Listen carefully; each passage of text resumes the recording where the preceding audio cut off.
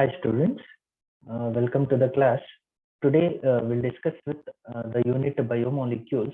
So previous Karnataka CET questions.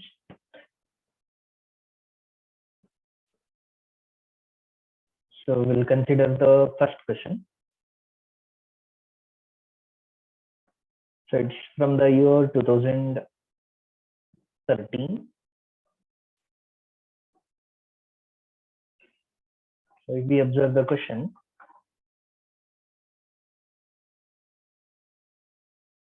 glucose when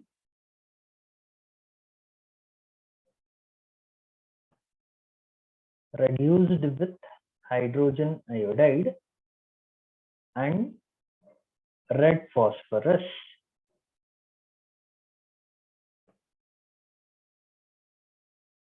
gives, and the options are, so option A, N-hexane, option B, N-heptane, option C, N-pentane, option D, N-octane. Now, if we look into the options, so we know that, so this information is regarding the structural elucidation of glucose. So if glucose is treated with hydrogen iodide in presence of red phosphorus, what happens you can consider. So from this evidence, we are going to show that, so in the glucose, there are 6 carbon atoms present in a stride chain, right? So that is by obtaining, so N-hexane. So we are going to conclude about the structure of glucose that, so there are 6 carbon atoms, so which are present in a stride chain.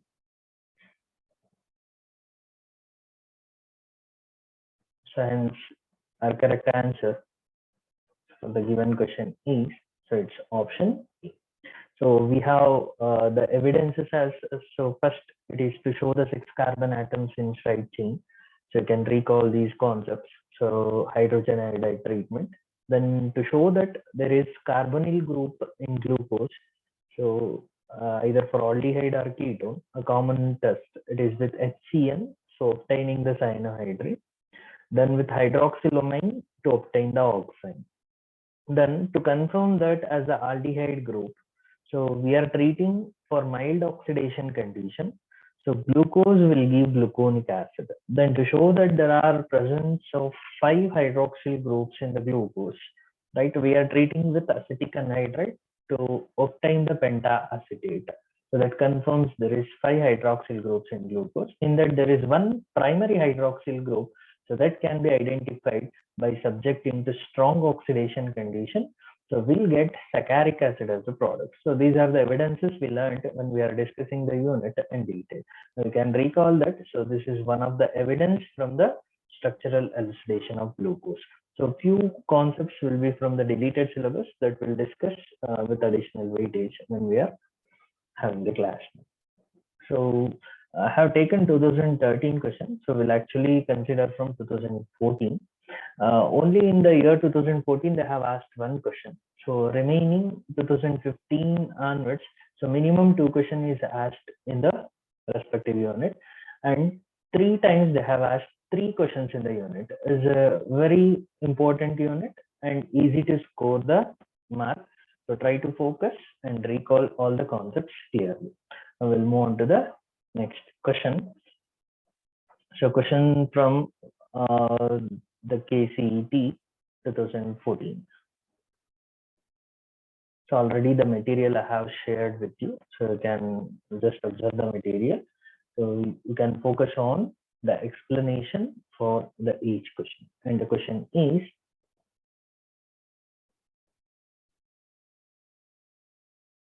the statement that is not correct.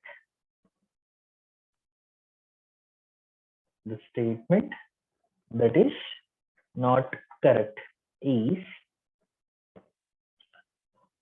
The options are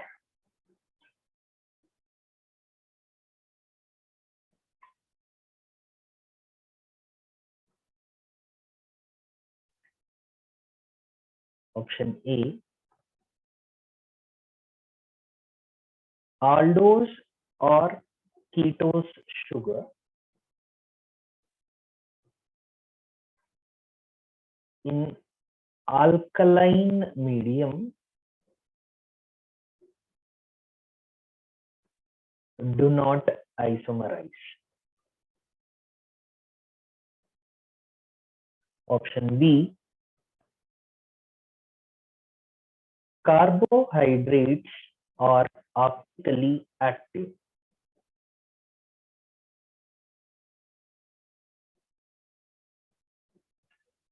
Option C,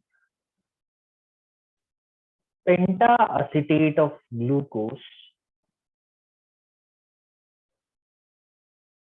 does not react with hydroxylamine.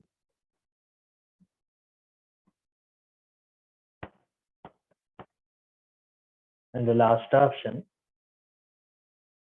lactose has glycosidic linkage between C4 of glucose and C1 of galactose ions.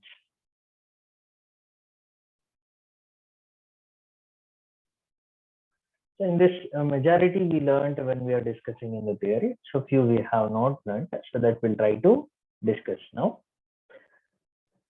Now, if you consider, we need to identify among the following option, which is not a correct statement.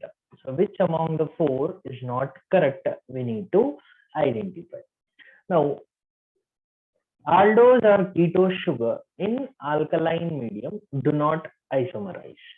Carbohydrates are optically active. So this we know that carbohydrates are optically active. So they rotate the plane polarized light either towards left hand side or right hand side, either dextroses or levuloses. So pentaacetate of glucose does not react with hydroxylamine is one of the drawback of open chain structure and evidence to show there is cyclic structure. And it is also a correct statement. So lactose, we mentioned the example, we have not learned in detail. The linkage, whatever it is shown, is correct about the glucose and galactose, how it is joined to form the lactose. Hence, option B, C, D are the correct information. Whereas the option A, aldose or ketose sugar in alkaline medium do not isomerize, they have given. So they do isomerize, so in the alkaline medium. So hence, this is the not correct or incorrect option. So as per the options given in the respective question. And the correct answer, which is not true, so is option A, whereas the remaining three options is true about the biomolecule carbohydrates. With this, we'll move on to the next questions. So question from the year 2015. So from this year onwards, so you can observe, so they have asked 2 questions and in few years they have asked 3 questions also.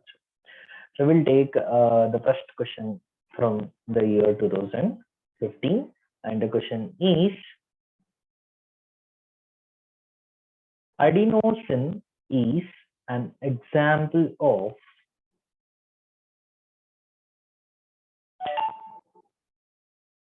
adenosine is an example for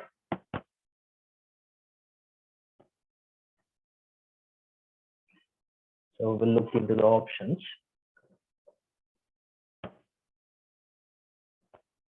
The 4 MCQ options given are, so it is option A, pyrimidine base, option B, a nucleotide, option C, a nucleoside, and the last option is purine base. We need to identify. So which among the given is the correct example? So for the adenosine. Now we know that the fundamental monomer or the unit which is building the nucleic acids is nucleotides. So nucleotides in turn they have three parts. So that is a base, a pentose sugar, and a phosphate.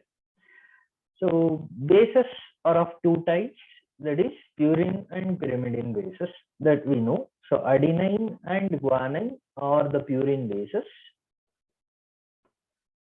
Then cytosine, thymine, and uracil are the pyrimidine bases. In this, we know that thymine and uracil are the differentiating nitrogenous bases.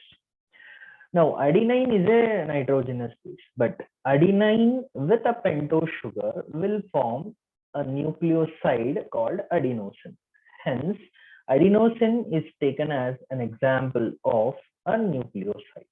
So, hence, the correct option is, so it is option C. So, it is with the combination of a pentose sugar plus a nitrogenous base. So hence the correct answer is, it is a nucleoside. So the correct option for the related question is option C. Hope it is clear. So a direct question, maximum this unit questions will be easy for you to answer. So if you summarize the concepts clearly and remember the concepts, so you can easily analyze which will be the right answers for that. Hence, so most easier unit for you to attend in the exam and to score a very good mark. So try to remember and keep learning the contents so given in the unit syllabus. So now we'll observe the second question. So from the same year, so it is 2015. And the question is, glycogen is, actually we have not learned the polymers as the monosaccharide repeating units, that is the polysaccharides in detail. Just we learned the examples. So for homo and heteropolysaccharide, now we'll try to extend the concepts where the question is applicable. So we'll try to relate this question now. So glycogen is, so we'll observe the options. Option A, structurally very much similar to, structurally very much similar to amylopectin. Amylopectin. Option B, a polymer of beta D glucose units.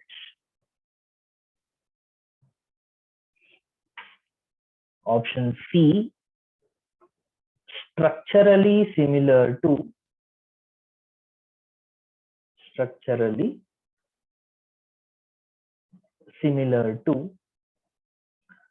amylopectin, but extensively branched.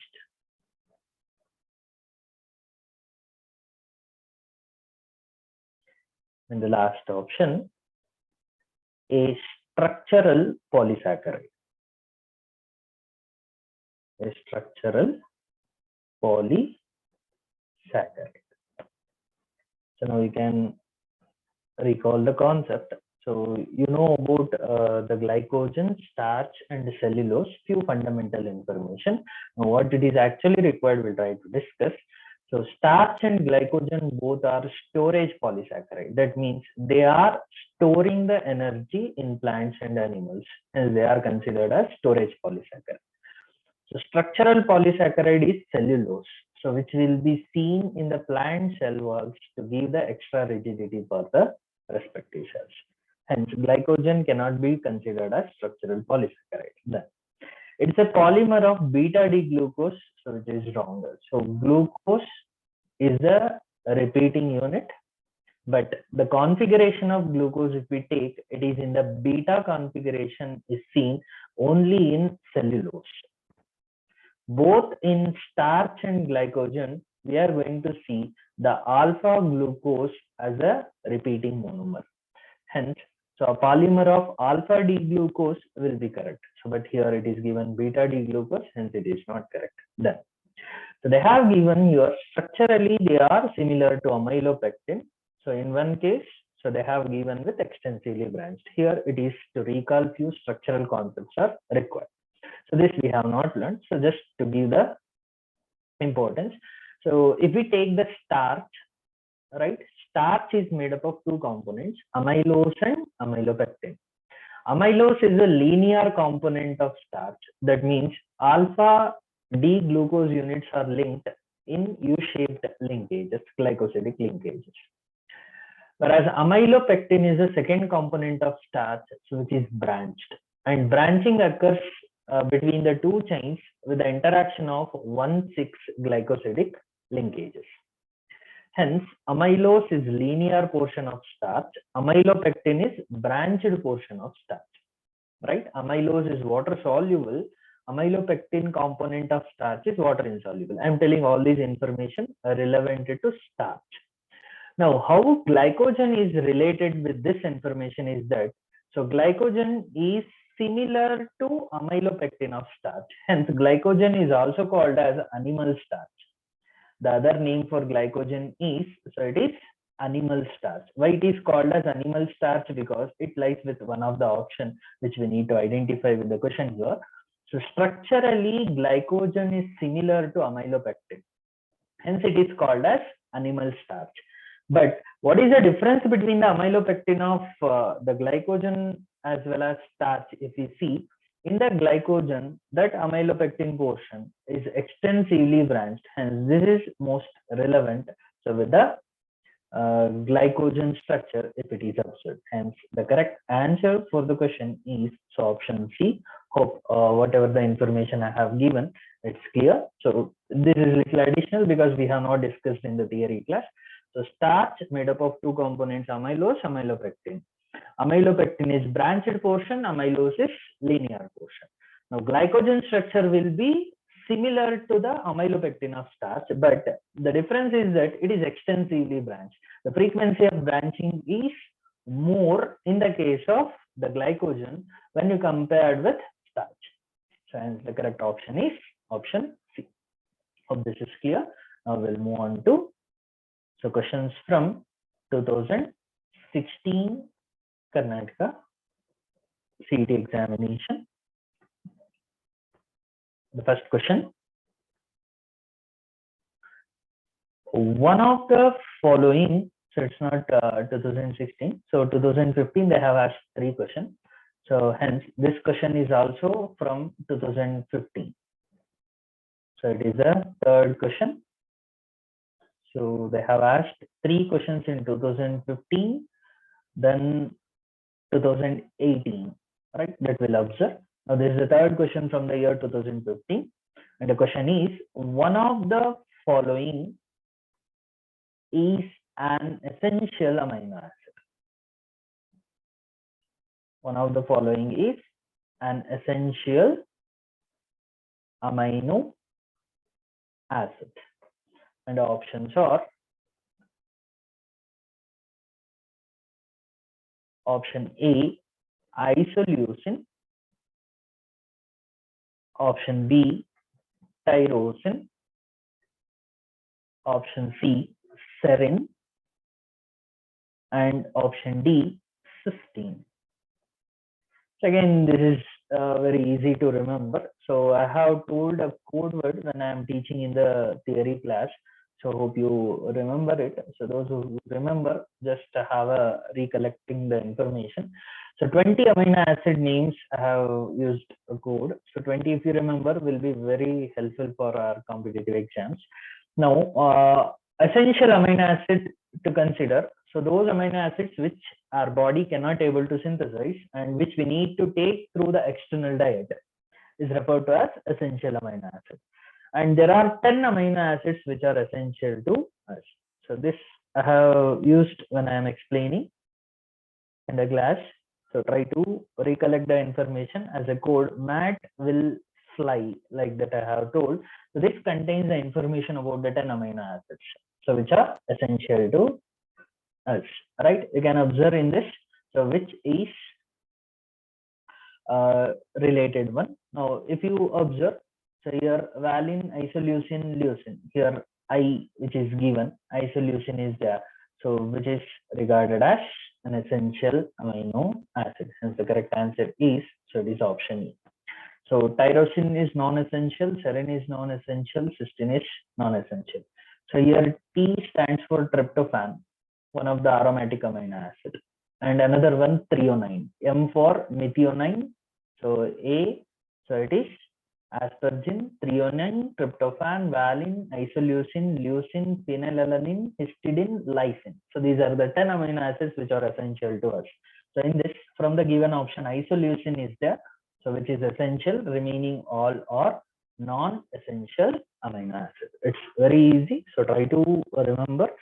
So if you remember, the names will be really helpful, supported with the classification of amino acids. Hope this is clear. Now we'll move on to next question. So questions from the year 2016.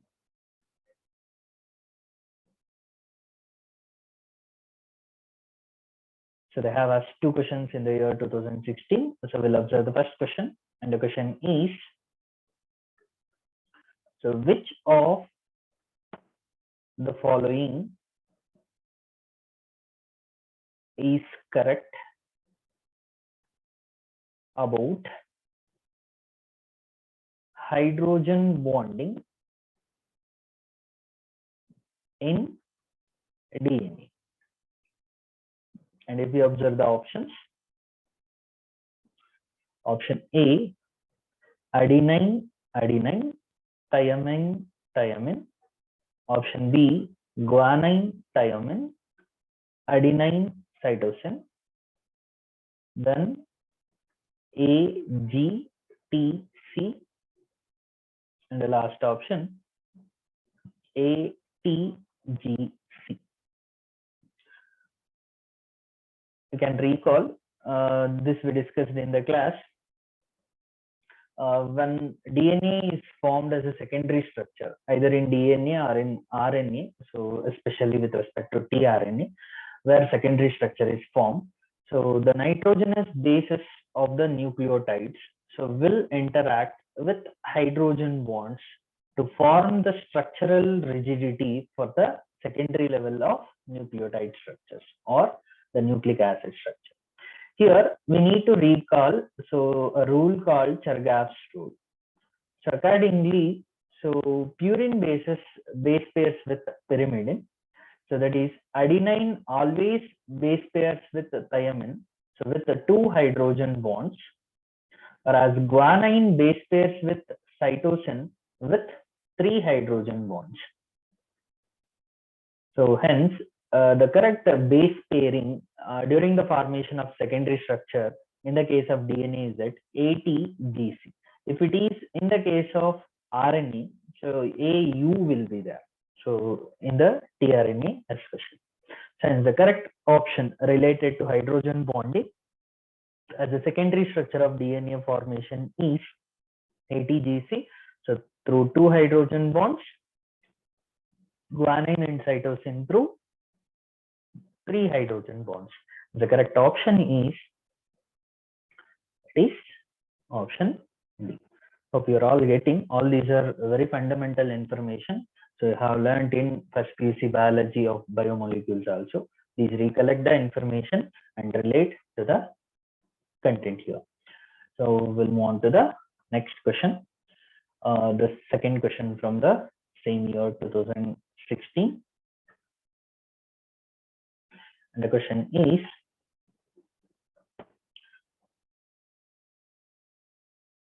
which of the following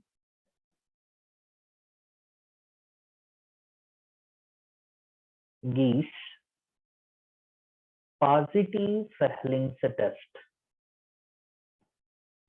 Fehling's solution test.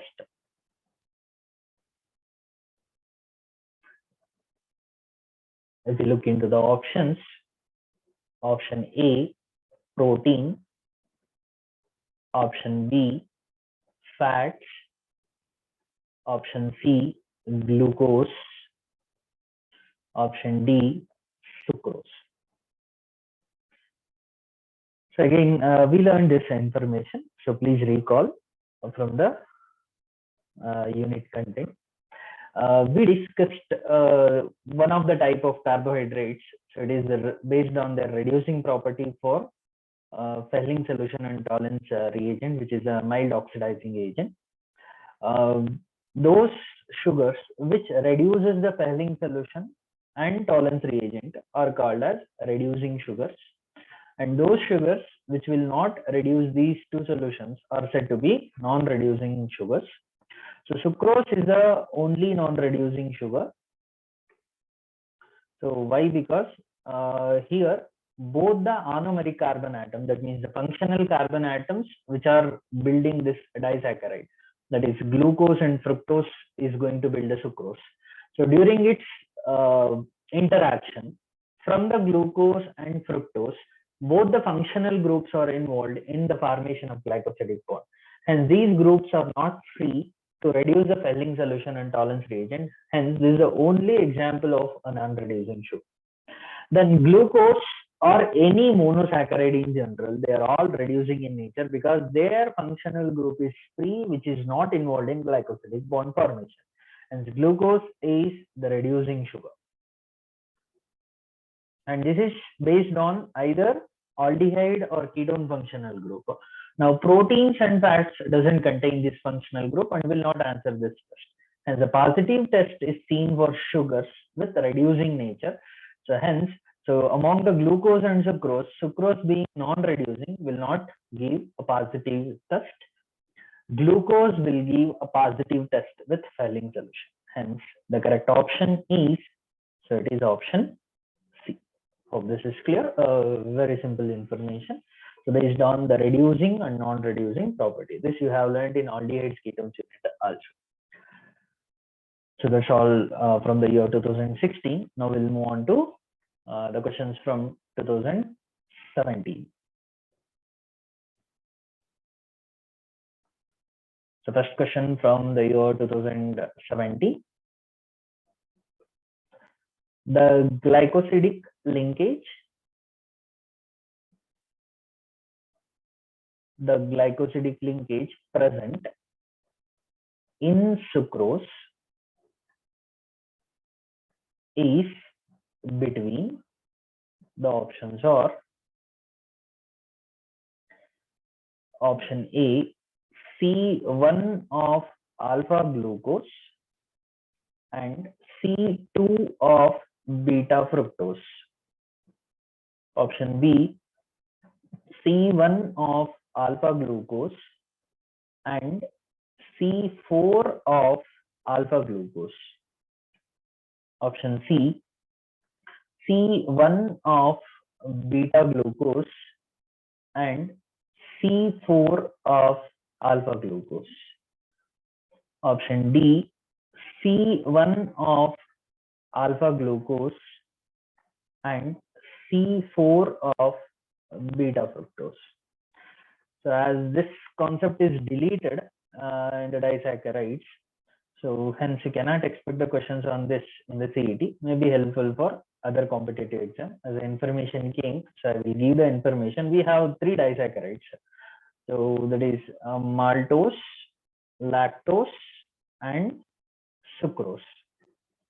So you just remember what are the combining monosaccharides in them. In maltose, it is alpha glucose plus alpha glucose with a linkage of alpha 1,4 glycosidic linkage.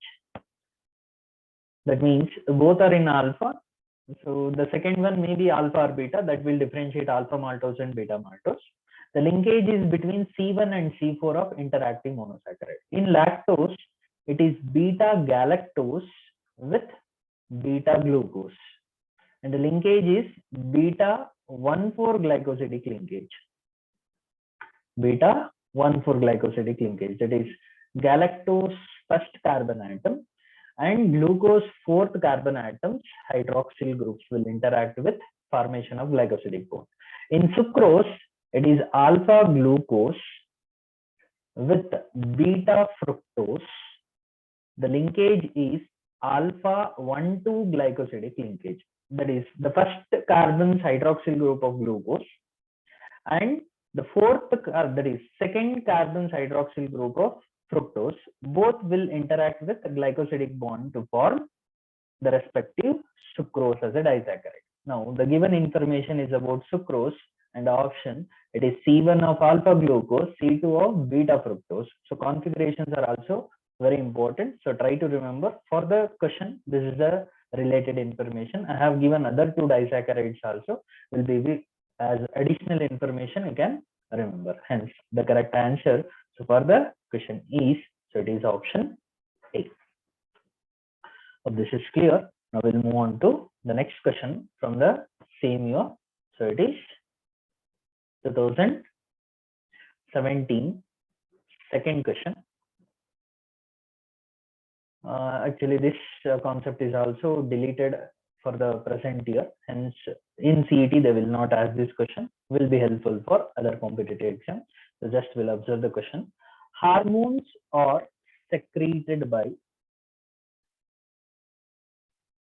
ductless glands of human body. So this is a known information. So you can easily recollect this. Iodine containing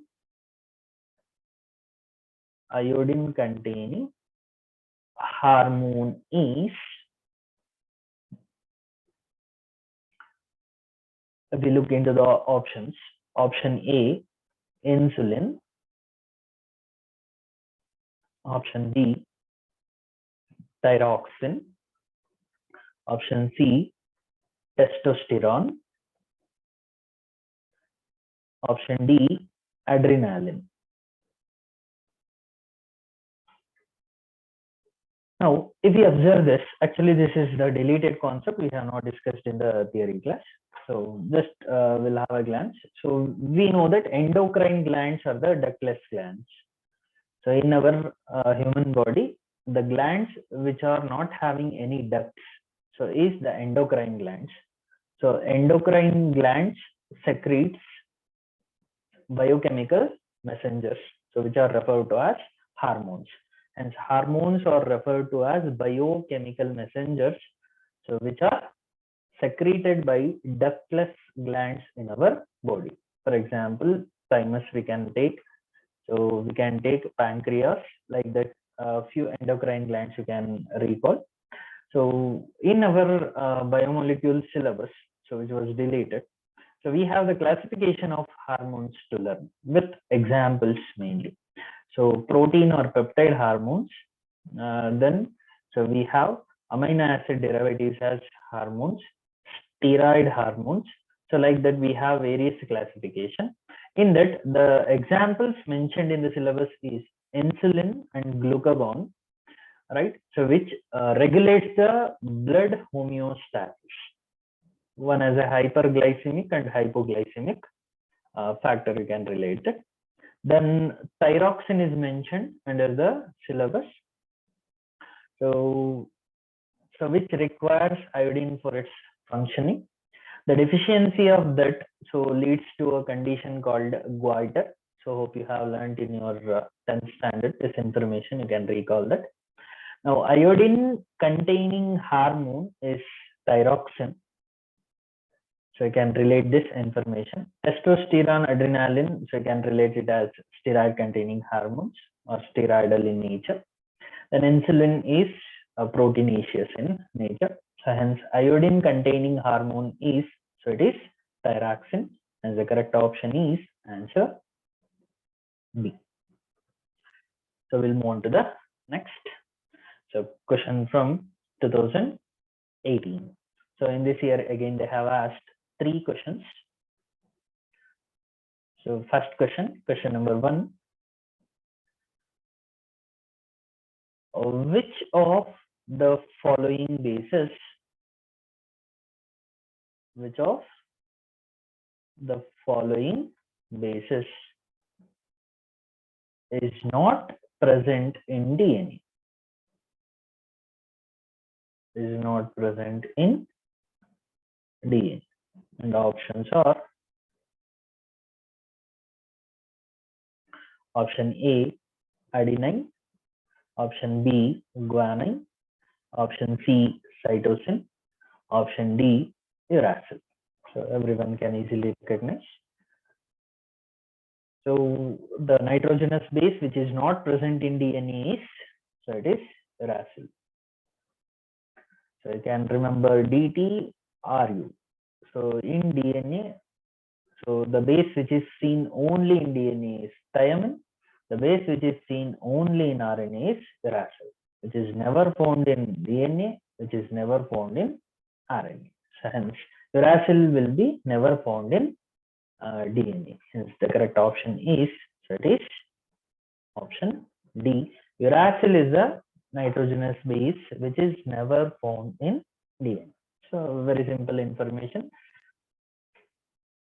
The next question. Question number 2 from the same year, 2018. The question is, the two forms of D-glucopyranose are called, again we discussed this in the theory class, you can recall the concept. The two forms of D-glucopyranose means it is alpha and beta forms. So they differ in the configuration with respect to functional carbon only. Hence, the functional carbon is also called as anomeric carbon. Hence, they are anomers. So we need to identify the option. So the given options in the question are, so option A, diastereomers. Option B, anomers. Option C, epimers. So again, this I have told in the theory class, the concept of epimers, anomers, enantiomers we discussed. Now, if you recollect the information, so those particular monosaccharides which differ at the configuration only around the functional carbon, other than that, remaining all the configuration is same. So then they are said to be anomers. So hence, the two forms of D-glucopyranose is alpha and beta, so which are said to be differing only at the functional carbon position, hence they are all anomers. If other than that, any other one carbon difference is there in the configuration, then they are said to be epimers. Enantiomers are optically active compounds. All the carbohydrates are optically active, right? So hence the correct answer is option B. So we'll move on to the next question. So as I said, in the 2018, they have asked 3 questions. Now the third question from the same year, 2018. The glycosidic linkage involved in linking the glucose units, GLU for glucose units in amylose part of starch is, again this is structural part about the polysaccharide, which is under the deleted syllabus. We have not discussed this in the theory class, so just will extend the information for additional competitive exams. So it is C1 C4 beta linkage. Option B, C1 C6 alpha linkage, C1 C6 beta linkage, and option D, C1 C4 alpha linkage. So you can remember, as I said earlier, so structurally the starch is made up of 2 components. One is amylose and another one is amylopectin. So amylose has linear portion with alpha 1,4 linkages. whereas amylopectin is branched structure. Along with alpha 1,4, branching occurs at alpha 1,6. So hence, amylose will have the linkage between C1 and C4, and it is between the alpha components. Hence, the correct option is, so it is option D.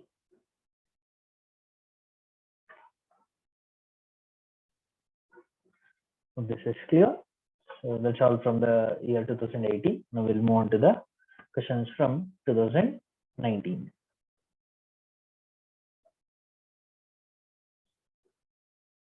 So we observe the first question from the year 2019. The question is, which of the following is generally water insoluble? Again, this concept is deleted. So which of the following is generally water insoluble? So we need to identify few additional information is there, because vitamins concept we have not learned in the theory as per the reduced syllabus. So the correct options, we'll look into the options and we'll identify which is correct. The first option given is amylose. Option B, glycine. Option C, fibrous protein. Option D, vitamin C.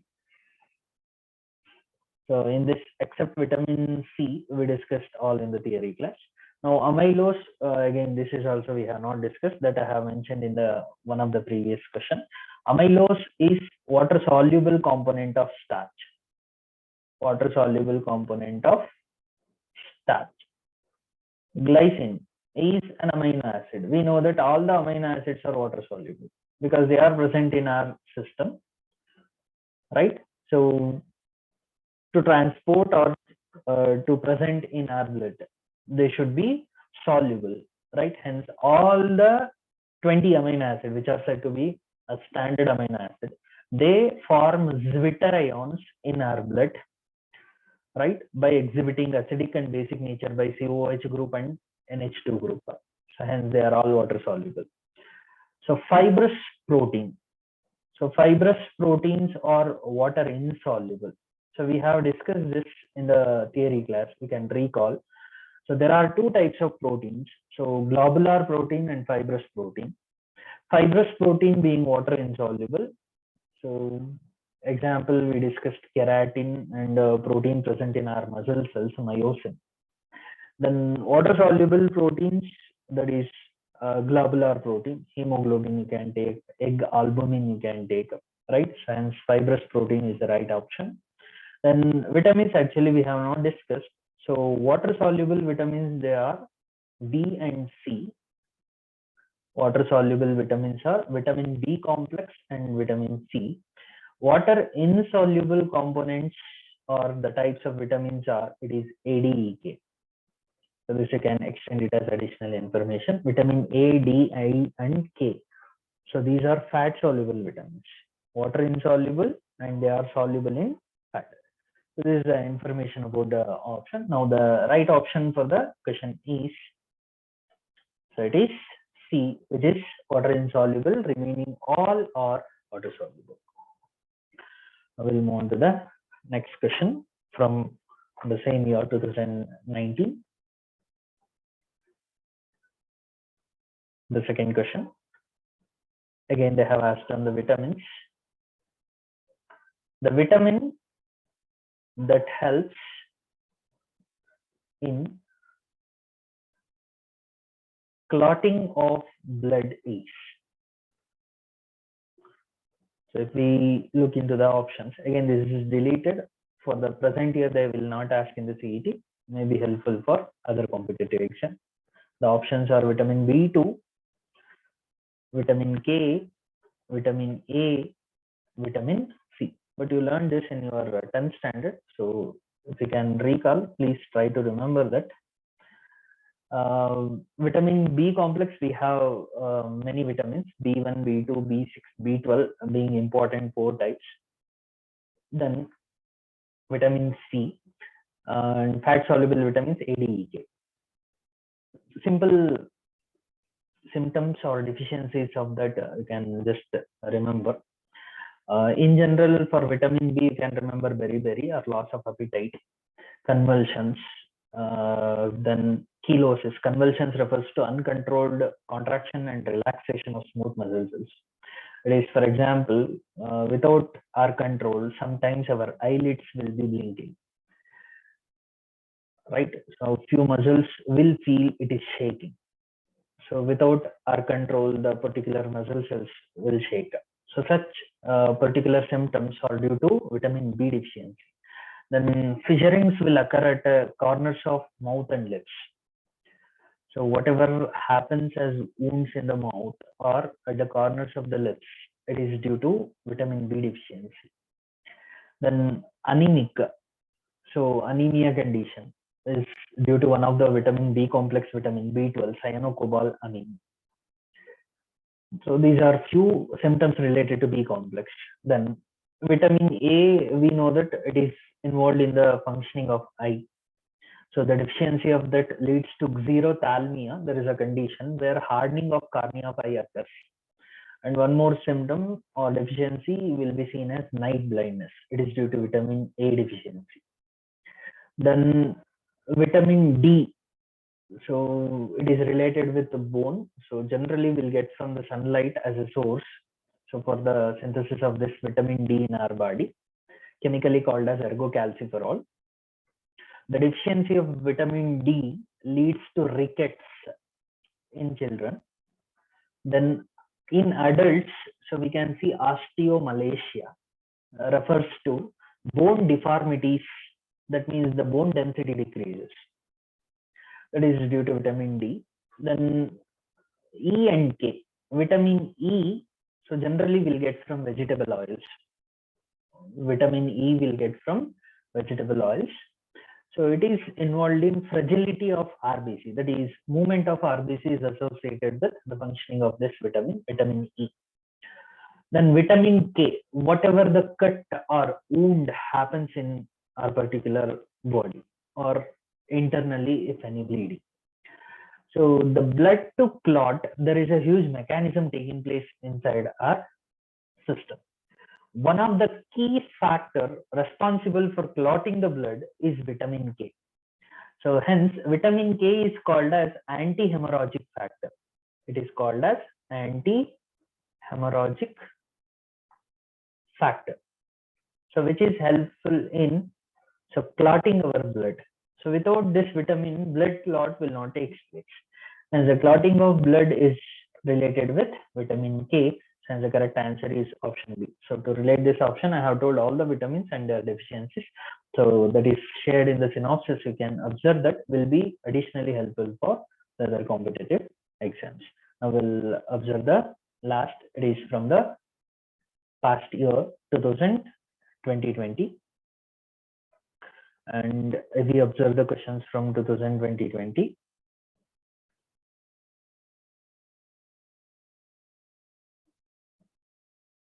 The first question, it is, which one of the following vitamin is not stored in adipose tissue? Again, this is deleted syllabus, hence we have not discussed in the theory class, but we'll discuss now with little additional information. The options are vitamin A, vitamin B6, vitamin D, and vitamin E. Again, remember, so adipose tissue and the liver, so where generally fat deposits. So fat storing sites are liver and adipose tissue. So there we are going to see that is fat storing sites. So this, many of you know that it is liver and adipose tissue. And among the vitamins, fat soluble vitamins are A, D, E, and K. So these four vitamins are fat soluble vitamins. Wherever fat gets deposits, as they are being soluble in fat, they will store at the respective sites. Hence, which one of the following vitamin cannot be stored in these means it should be water soluble vitamin. So water soluble vitamin among the following is vitamin B6. Hence, the correct answer is, so it is option B. So except vitamin B6, remaining A, D, E being fat soluble, they will store in adipose tissue. Hope this is clear. Now we'll try to consider next question from the same year, 2020. Second question. Hypothyroidism, which is the most common symptom, which is generally seen in women nowadays, hypothyroidism and hyperthyroidism both. So I'll try to observe. So again, this is also the syllabus which is deleted in the present year. Hence, we have not discussed this in the theory class. Caused by the deficiency of. So in one of the previous question I have told, so it is iodine containing hormone. So that is thyroxine. You can relate. So option vitamin B12, adrenaline, thyroxine, and option D, glucocorticoids. So we know that the glucocorticoids and mineralocorticoids are the types. So glucocorticoids will help in regulating the glucose level also. And you can recall the information. Now hypothyroidism is related with the hormone thyroxine. So hence the correct answer is, so it is option C. So they have asked one more question in the same year. So hence 3 questions in the year 2020. So we'll observe the third question. So from the year 2020. And the question is C1C4 glycosidic bond is not found in option A, maltose. So already have given the information about this in one of the previous questions. So because this is the deleted syllabus for the present year, lactose and starch. If you observe here, C1C4 glycosidic linkage is not found in. Maltose has alpha-1,4 glycosidic linkage. Sucrose has alpha-1,2 glycosidic linkage. Lactose has beta-1,4 glycosidic linkage. Starch has alpha-1,4 as well as alpha-1,6 glycosidic linkage. So in the amylose, alpha-1,4. In amylopectin, both alpha-1,4 and branching at alpha-1,6. So hence C1C4 glycosidic bond is not found in. So it is in sucrose, where it is 1,2 linkage is seen. Hence the correct answer for the question is, so it is option B. So with this maximum previous CET questions we discussed, hope the questions are helpful for you to practice. So just revise this unit, give much importance to understand the synopsis points so sent in the material. So if you read that, so maximum questions being conceptual, so every one of you can answer. So concentrate on this unit. So 3 years they have asked three questions. So 3 questions is very rare in the second PUC units. So this unit being 3 questions will have a greater weightage for your preparations. So please try to learn in a proper way. So read the synopsis properly. So every question will be easy for you to answer. So this will try to stop our today's class. So we'll continue with another unit in our next class. Thank you.